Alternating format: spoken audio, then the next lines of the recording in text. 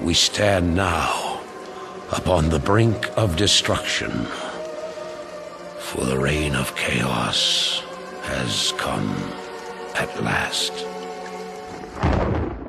Now the third war is a lot more lore-y, so brush the Doritos off your lap, get your hands out your pants and listen up. Even, put your hands back down your pants if lore does that for you, fill your boots. So kill Jaden, mega powerful, angry mega demon, blasts Ner'zhul for not being slavey enough, but leaves his soul and powers intact, but bound him to the frozen throne. So bad side of this was, he was blasted into little tiny pieces and trapped in a big chair. Good side was, he lost a lot of weight in a very short amount of time. So, silver linings. The sexy threesome of Arthas, Jaina and Uther go investigate all the undead kicking around. Long story short, everyone's getting the plague because Kel'Thuzad is spreading it to build an undead army. Arthas is well angry and so starts saving people by killing them. Yeah, he's gone a bit crazy. Uther and Jaina are a bit #awkward moment and sort of leave him because he's gone a bit weird. Arthas manages to kill Kel'Thuzad, but his boss Mal'Ganis lures Arthas out to Northrend. Arthas gets lured and picks up the cursed blade Frostmourne to take Mal'Ganis out. Arthas is like Lady Gaga and weird now. For example, he burnt the boats that took him to Northrend, leaving all his men stranded, and even knowing the Frostmourne blade was cursed, he picked it up. Then, after killing Mal'Ganis, he disappears for months. He mysteriously appears back in Lordaeron to see his dad for a big reunion. He's all like, "Oh hey dad, stab."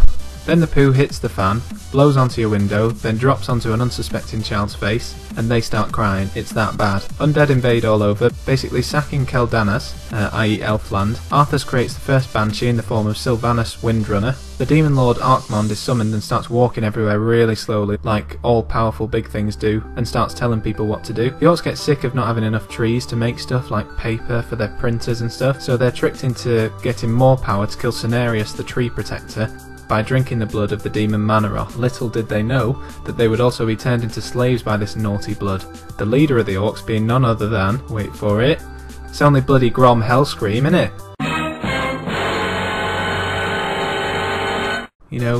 Garrosh's dad.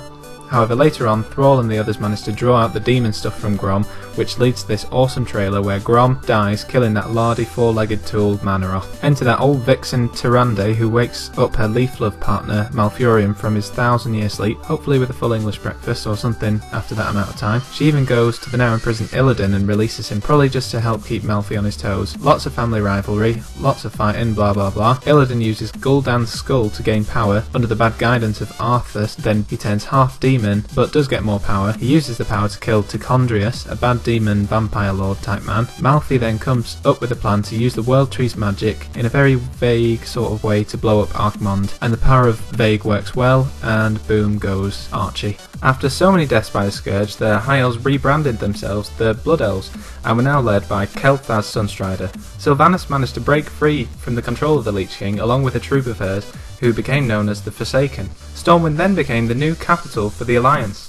In the expansion for Warcraft 3, Illidan's being chased by Maeve Shadowsong because she's a massive annoying demon racist. He's also trying to find something called the Eye of Sargeras to try and blow up the Frozen Throne to beat Arthas and the Lich King of that time, Ner'zhul. He's under orders from Kill Jaden, who's afraid that Ner'zhul has become too powerful to control. His brother really doesn't like him now though, because he's got a demon in him from the skull of Gul'dan. Maeve tries to enlist Malfi's help to catch Illidan by telling him that it's Illidan's fault that Tyrande had died, when actually she hadn't, in some event that was, well, too trivial to be in this video. But Malfi found out this wasn't true, and he and Illidan sort of made up, but Malfi was still a demon racist, so his brother was still banished. Illidan was okay with this and went off to carry out Kill Jaden's orders, but Arthas legs him up on the way to the Frozen Throne, sits down on it himself, and becomes the Lich King! Illidan by this stage is a bit sick of getting trampled all over, so he runs off to Outland with his new friends Lady Vashja of the Naga and Kel'Thas of the Blood Elves. Lady Vashja joined Illidan at this point because they were both proper pissed off at the Night Elves, and Kael was miffed at the humans because of an elf racist called Gyarados.